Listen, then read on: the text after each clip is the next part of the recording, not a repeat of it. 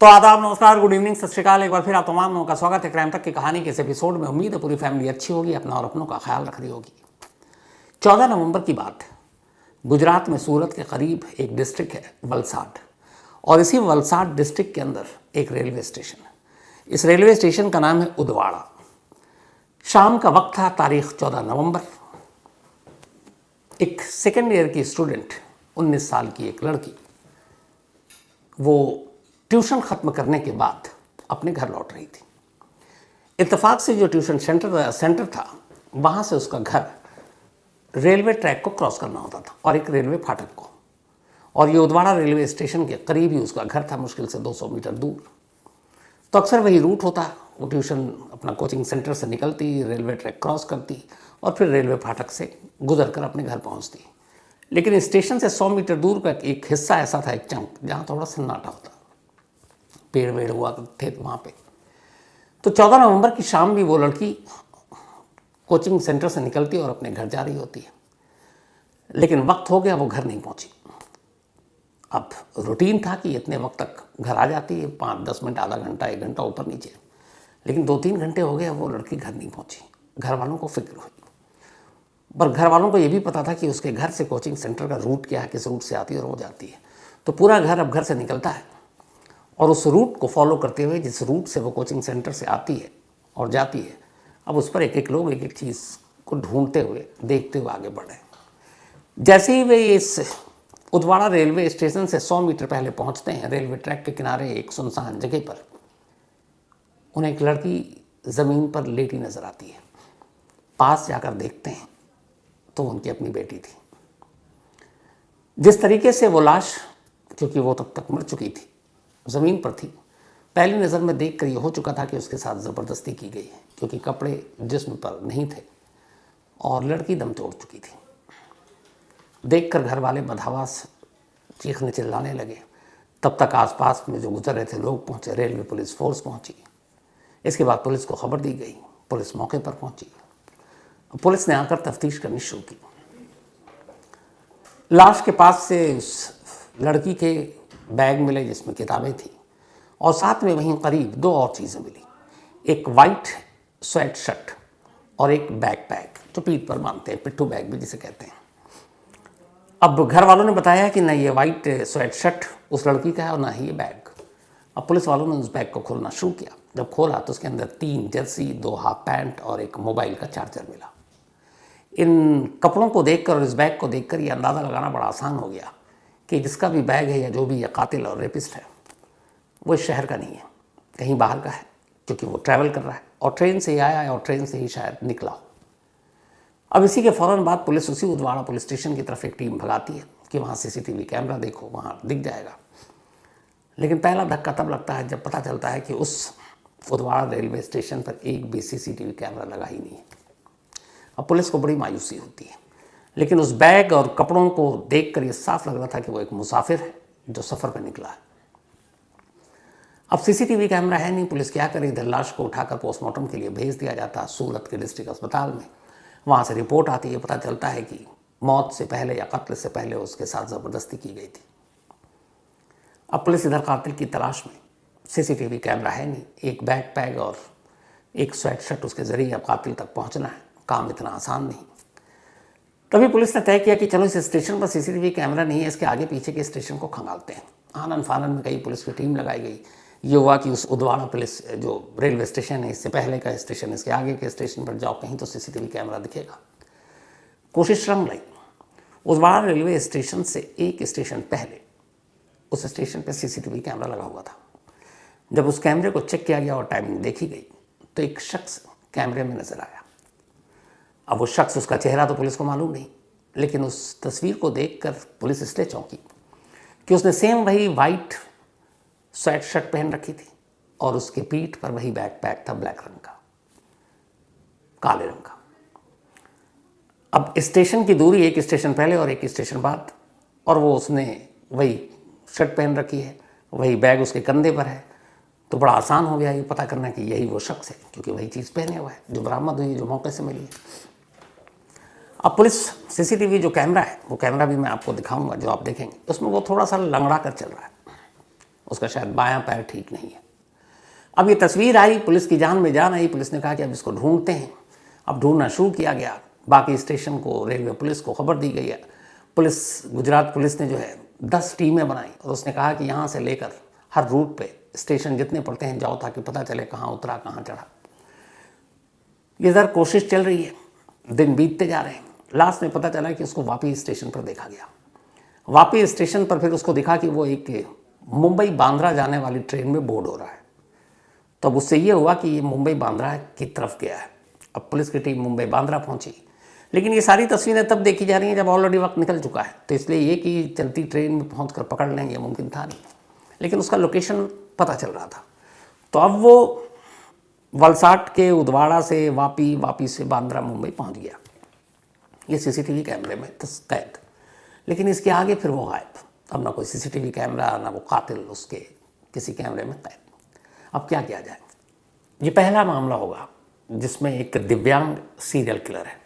और इसी पे मुझे याद आया कि हमारे ही देश में बिहार का एक छोटा सा बच्चा, जिसकी गिनती सबसे यंगेस्ट सीरियल किलर में होती है, तो Bihar world's youngest serial killer, ये पूरी कहानी उस यंगेस्ट सीरियल किलर की कुकू एफएम के ऑडियो शो में मौजूद है। आप वहाँ जाकर ये सुन सकते हैं, बिहार वर्ल्ड्स यंगेस्ट। फिर गुजरात पुलिस ने अब दूसरी कोशिश की कि किसी और तरीके से उसके बारे में और जानकारी जुटाएं।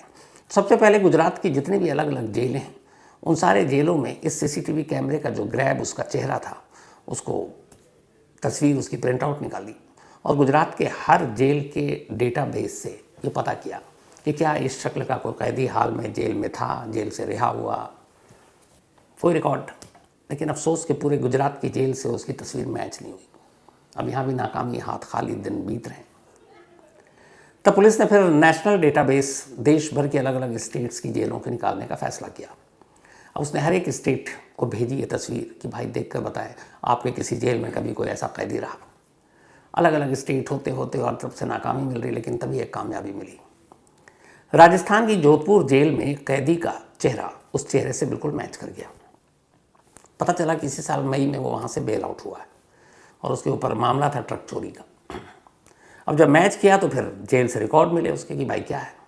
तब पता चला कि उसका नाम राहुल जट है और ये हरियाणा के रोहतक का रहने वाला है। अब पुलिस रोहतक पहुंची इस उम्मीद पे कि वहाँ वो मिलेगा, लेकिन वहाँ फिर नाउम्मीदी हाथ लगी। मालूम हुआ कि राहुल को उसके माँ और भाई ने बहुत पहले घर से निकाल दिया, क्योंकि वो एक बैड कैरेक्टर था, गुंडागर्दी करता था, चोरी के इल्ज़ाम थे, कई बार जेल गया, तो पड़ोसी ताना मारते थे। तो उन्होंने अपने उस बेटे को एक तरह से तिलांजलि दे दी और उसे बेदखल कर दिया। और उसके बाद से वो कभी पलट कर आया नहीं, तो घर वालों को उसका पता नहीं। अब नाम तो मिल गया लेकिन पता नहीं मिल रहा है। फिर भी पुलिस की कोशिश जारी, तमाम तरीके से उसका पता लगाने की कोशिश की जा रही है। तमाम मुखबिरों का जाल फैला दिया गया है। और उधर मुंबई के उस बांद्रा पर भी नज़र है जहाँ आखिरी बार वो कैमरे में कैद हुआ था। वक्त बीतता जा रहा है, 10 दिन बीत गए। 14 नवंबर को उस लड़की की लाश मिली थी। अब 24 नवंबर की तारीख आ गई। अचानक वलसाड के पुलिस चीफ अपने दफ्तर में थे, तभी एक फ़ोन की घंटी बजी। सामने उनका एक मुखबिर था जो बांद्रा रेलवे स्टेशन पर एक हॉकर का काम करता था। तो रेलवे स्टेशन पर दुकानें और बेचते हैं चीज़ें, उनको हॉकर कहते हैं। तो उसका फ़ोन आया और उसकी वजह ये थी कि वलसाड पुलिस ने गुजरात से लेकर मुंबई तक के जितने भी रेलवे स्टेशन थे उन सबको वो उस राहुल नाम के कातिल की तस्वीर दे दी थी, जो ग्रैब सीसीटीवी कैमरे से मिला था, कि अगर ये दिखे स्टेशन पर तो पुलिस को खबर करें। तो बांद्रा रेलवे स्टेशन के हॉकरों के पास भी और रेलवे पुलिस के पास भी वो तस्वीर थी। तभी एक हॉकर ने फ़ोन किया, उस पुलिस चीफ का नंबर था। उसने बताया साहब मैंने अभी अभी उस शख्स को देखा जिसकी आपने तस्वीर दी है और वो वैसे ही नगड़ा कर चल रहा है और वो बांद्रा से भुज जाने वाली एक ट्रेन में बैठा है। अब इतनी इन्फॉर्मेशन काफ़ी थी, लेकिन जब तक उसने इन्फॉर्मेशन दी ट्रेन बांद्रा से निकल गई। आरपीएफ को अलर्ट किया गया। उसके बाद इधर पुलिस की टीम लगा दी गई। एक टीम ऑलरेडी पहले से ही वापी में मौजूद थी। अब ये ट्रेन वापी से होकर गुजरनी थी। वापी के पुलिस टीम को अलर्ट किया गया और कहा गया कि वहाँ उस ट्रेन के एक डब्बे में वो सस्पेक्टेड है, वो जो सस्पेक्ट है वो मिलेगा। वापी में जैसे ही ट्रेन रुकी, पुलिस वाले धड़धड़ा कर अंदर दाखिल हुए शादी वर्दी में और उन्हें ज़्यादा मशक्क़त नहीं करनी पड़ी। एक सीट पर बैठा हुआ वो कातिल मिल गया जिसकी तलाश में पिछले 10 दिनों से उन्होंने 5000 सीसीटीवी कैमरे, पुलिस की 10 टीमें, देश भर की जेलें, 4-4 राज्यों की पुलिस से कांटेक्ट किया और अब वो उनके सामने था। अब वलसाड पुलिस राहुल को साथ लेकर वापस आती है और पूछताछ शुरू होती है और अब पुलिस को यही लग रहा है कि चलो एक रेप एंड मर्डर का केस सुलझा दिया। राहुल से पूछताछ शुरू होती है, लेकिन जैसे ही पूछताछ शुरू होती है और राहुल अपनी कहानी बताना शुरू करता है, कहानी खत्म होते होते पुलिस को एहसास हो चुका था कि उन्होंने जिस शख्स को पकड़ा है वो एक रेप और मर्डर का क्रिमिनल नहीं है। उन्होंने किसी कातिल को नहीं पकड़ा है, बल्कि एक सीरियल किलर को पकड़ा है।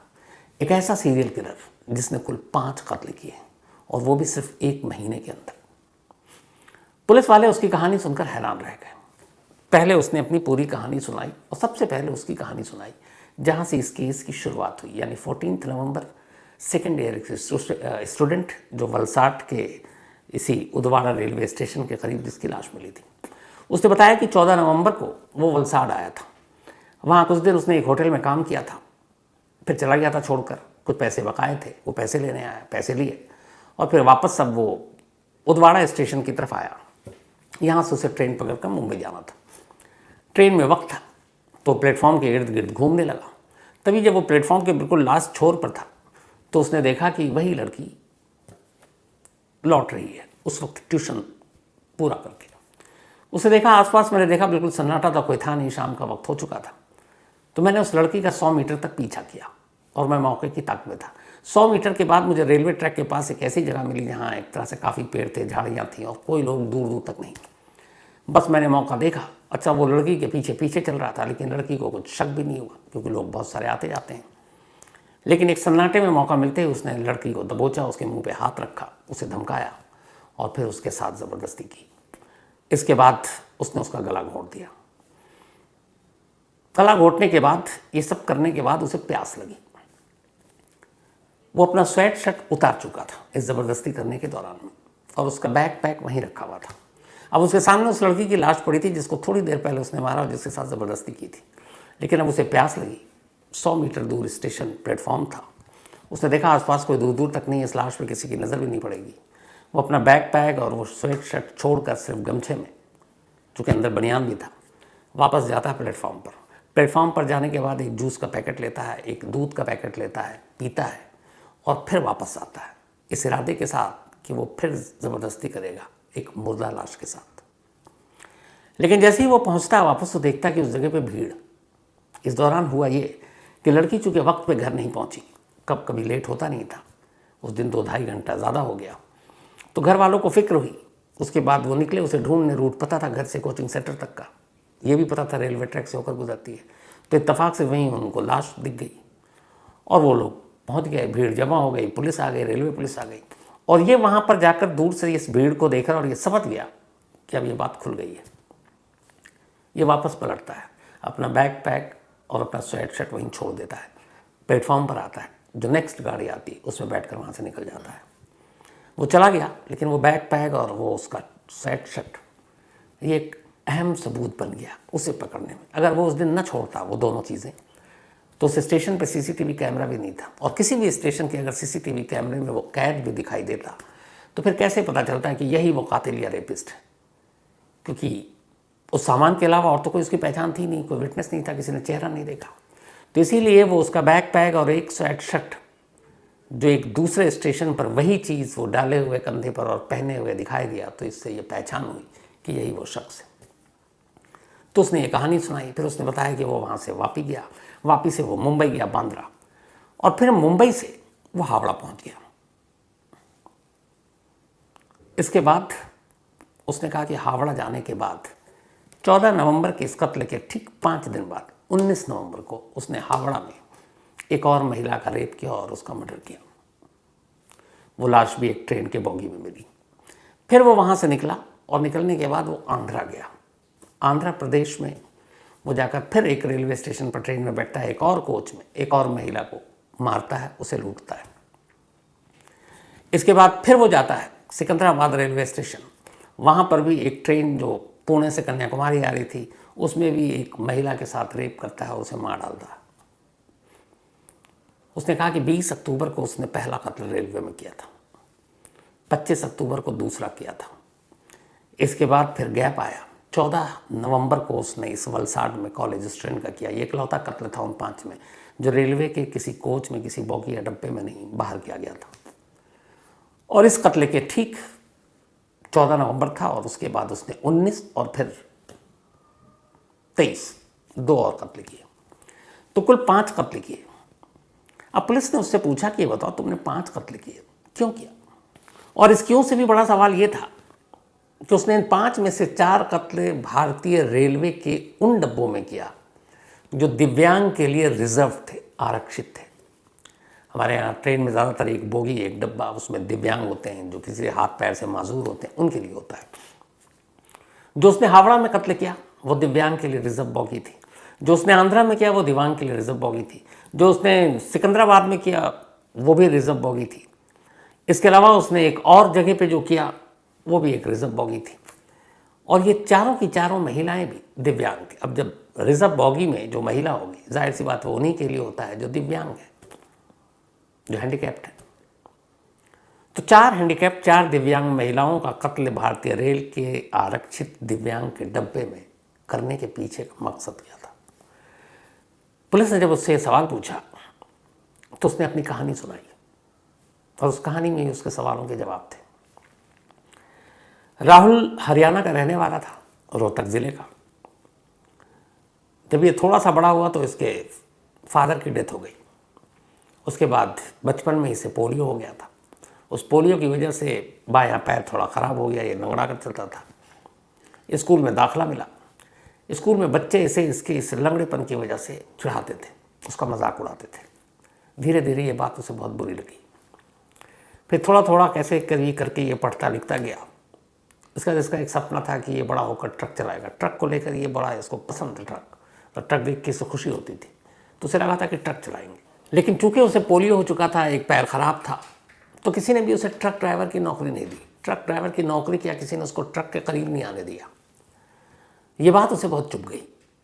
तब उसने पहला जुर्म किया। उसने कहा जिस ट्रक को मैं चलाना चाहता हूँ ये मुझे चलाने नहीं दे रहे। उसने ट्रक की ही चोरी करनी शुरू कर दी। उसने 12 ट्रक चुराए अलग अलग जगहों पर, दिल्ली में, हरियाणा में, राजस्थान में, यूपी में। ट्रक को चुराता, माल को बेच देता, ट्रक कहीं ले जाकर छोड़ देता। और इसी चोरी के चक्कर में वो कई बार पकड़ा गया, जेल गया। ट्रक चोरी, जेल जाता है, फिर जमानत पर बाहर आ जाता। तो जेल आना और जाना उसका लगातार लगा रहा। आखिरी बार वो जोधपुर की जेल में बंद था जब ट्रक चोरी के ही मामले में, और इसी साल मई में उसको बेल मिल गई। घर वालों ने वैसे ही निकाल दिया था। वो बाहर आया। बाहर आने के बाद इतनी बार जेल जा चुका था कि अंदर बहुत सारे कैदियों से भी मिल चुका था। वो एक तरह का पेशेवर अपराधी हो चुका था। बाहर आने के बाद उसे फिर वो बचपन की चीज़ें उसके दिमाग में घूमती रहती थी कि मैं एक विकलांग हूँ, मेरा एक पैर ठीक नहीं है, बच्चे हंसते हैं। आज भी उसे लगता था कि लोग देखकर हंसते होंगे मुझे। ये चीज़ें उसके अंदर इतना घर कर गई कि फिर उसे एक चिढ़ हो गई। और उसके बाद उसने पहली बार देखा कि दिव्यांग कोटे का जो की बगी होती है उसमें बहुत ज़्यादा भीड़ नहीं होती है, कई बार तो एक ही होती है। तो वो चूँकि खुद एक दिव्यांग था तो वो उसी कोच में चढ़ जाता, और जहाँ उसको महिला दिखती पहली बार 20 अक्टूबर को, उसने अपनी पूरी खुन्नस, खुंदक, गुस्सा उस महिला पर उतारा, उसके साथ रेप किया और उसे मार डाला। उसके बाद वो निकल गया तो उसे लगा कि ये तो बड़ा आसान है, पकड़ा भी नहीं गया। तो वो एक स्टेट से दूसरे स्टेट पहुंचता, कभी एक स्टेट में अपने क्राइम को रिपीट नहीं करता, और वैसी तरीके से अलग अलग स्टेट में जाके क्राइम करने लगा। 14 नवंबर को जब उसने वलसाड गुजरात में ये किया, यह पहला इंसिडेंट था जो उसने रेलवे की बोगी के बाहर रेलवे ट्रैक के किनारे किया था, और इसी वजह से वो पकड़ा भी गया, क्योंकि अगर उसका बैग और वो स्वेट शर्ट ना होता तो शायद पकड़ा भी नहीं जाता। 4 कत्ल और रेप उसने ट्रेन की डॉबी में, जो रिजर्व बोगी थी हैंडीकैप्ड के लिए, उसके अंदर किया। कभी किसी को शक नहीं हुआ। अलग अलग पुलिस अलग अलग तरीके से मामले की जांच करती रही, लेकिन पहली बार ट्रेन के बाहर निकला और उसने ये क्राइम किया और उसके बाद वो पकड़ा गया। तो अभी 24 नवंबर को वो पकड़ा गया। अब पुलिस उससे पूछताछ कर रही है, और असल में अब भी पुलिस ये जानने की कोशिश कर रही है कि ये खुद दिव्यांग शख्स अपनी जैसी महिलाओं को, वो भी भारतीय ट्रेन में, चलती ट्रेन के अंदर, उनका रेप और मर्डर क्यों कर रहा था। शायद अब भी इस सवाल का सही जवाब पुलिस को नहीं मिला। उम्मीद ये है कि अभी उसकी पुलिस कस्टडी मिली हुई है, तो पुलिस कस्टडी खत्म होते होते इन सवालों के जवाब सामने आ जाए। लेकिन ये अपने आप में हैरान करने वाली बात है कि चलती ट्रेन में भी महिलाएं महफूज या सुरक्षित नहीं हैं, क्योंकि 4 कत्ल हो गए। अगर ये वलसाड वाला कत्ल ना होता तो पता नहीं ये सीरियल किलर और कितनों को अपना शिकार बना लेता। लेकिन शुक्र है वक्त रहते ये पकड़ा गया। तो ये थी आज की कहानी। कहानी ख़त्म करूँ उससे पहले वही अपना सिलसिला। आज गरिमा पवार, इनका बर्थडे है। हैप्पी बर्थडे गरिमा जी। और ये भेजा है उषा किरण एंड महिमा ने। साथ ही प्रत्यूष पारीक का भी आज बर्थडे है, तो हैप्पी बर्थडे प्रत्यूष। और ये भेजा है व्योमा प्रधान ने। और व्योमा जी ने कहा है प्रत्यूष को पायलट बनना है, तो ऑल द बेस्ट प्रत्यूष, खूब मेहनत करो, पायलट बनो। रूप सिंह, इनका भी जन्मदिन, तो हैप्पी बर्थडे रूप जी। और ये भेजा है धनंजय ने। साथ ही अनामिका सिंह, इनका भी बर्थडे, हैप्पी बर्थडे अनामिका। भेजा मोहित सिंह ने। मोहम्मद सिराज का भी birthday, happy birthday Mohammed Siraj. Gufran ने भेजा है। इसके अलावा अनिल बिश्नोई का भी बर्थडे है, तो हैप्पी बर्थडे अनिल। भेजा है करण बिश्नोई ने। साथ ही आज शालिनी जी की मैरिज एनिवर्सरी है और भाई कमाल कर दिया, आदित्य कुमार ने ये भेजा है मेल। इन्होंने कहा कि दीदी का बर्थडे है, जीजा जी या जो भी है, शायद रिश्ता में थोड़ा कन्फ्यूजन हो, लेकिन इन्होंने नाम ही नहीं लिखा उनके पति का। तो शालिनी जी कोई बात नहीं, आपको और आपके पति दोनों को happy marriage anniversary. Madhu and Sharad, इन दोनों की भी आज मैरिज एनिवर्सरी है, तो मधु जी और शरद जी आप दोनों को बहुत बहुत बधाई। भेजा है दुगू एंड ईशा ने। लक्ष्मी शर्मा जी एंड यूवी शर्मा जी, इन दोनों की भी आज मैरिज एनिवर्सरी है, तो लक्ष्मी जी एंड यूवी जी आप दोनों को बहुत बहुत मुबारक बधाई। भेजा है ईशान, अयान, विशाल, नेहा और श्वेता गौड़ ने।